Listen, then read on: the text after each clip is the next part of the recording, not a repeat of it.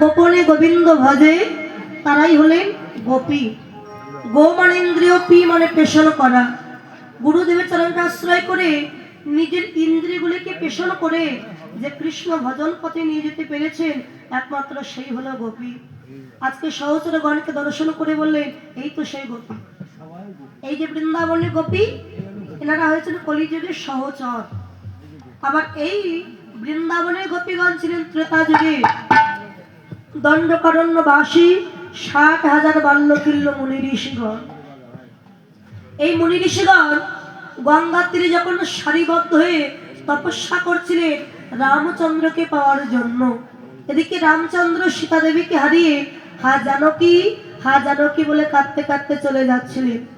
তো মুনি ঋষিগণ দেখলেন যে রামকে পাওয়ার জন্য আমরা কাঁদছি, সে রামচন্দ্র কিনা কাঁদছেন একজন নারীকে পাওয়ার জন্য।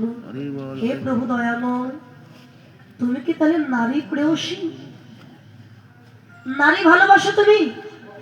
আমরা যদি আগে জানতে পারতাম তুমি নারী প্রেয়সী, নারী ভালোবাসো, তাহলে আমরা পুরুষ কুলে জন্ম না নিয়ে সবাই নারী কুলে জন্ম নিতাম আর তোমাকে প্রতিরূপে লাভ করতে পারতাম। তো রামচন্দ্র বলেন বলো তোমরা কি চাও? আমাদের একটি মাত্র মনের বাসনা প্রভু, আমরা সবাই নারী দেহ পেয়ে তোমাকে প্রতিরূপে লাভ করতে চাই।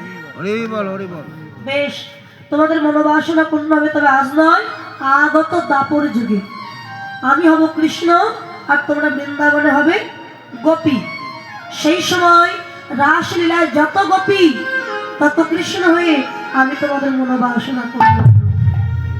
তাদের নিয়ে রাসলীলা করবার পরে যখন কৃষ্ণ কলিযুগে আসবেন গৌর রূপে, এই গোপীগণ কেঁদে বলেছিলেন প্রভু আমরা আগে ছিলাম পুরুষ, বর্তমানে হয়েছি গোপী অর্থাৎ নারী। তো নারী হয়ে বুঝতে পারলাম নারী হওয়ার কত দুঃখ, কত কষ্ট। যখন তখন বাঁশির ধ্বনি শ্রবণ করে আমরা তোমার কাছে যেতে পারি।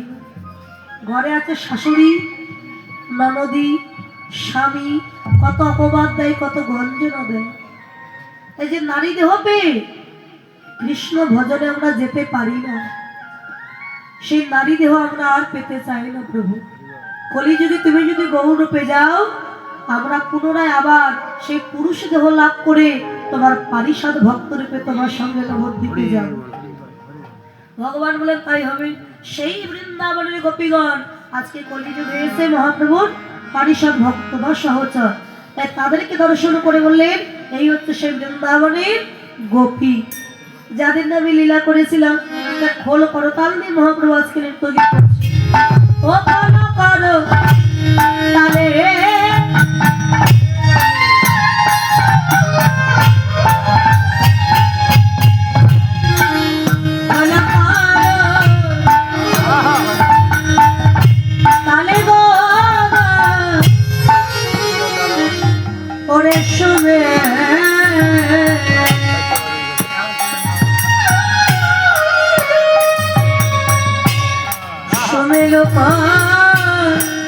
রিয়া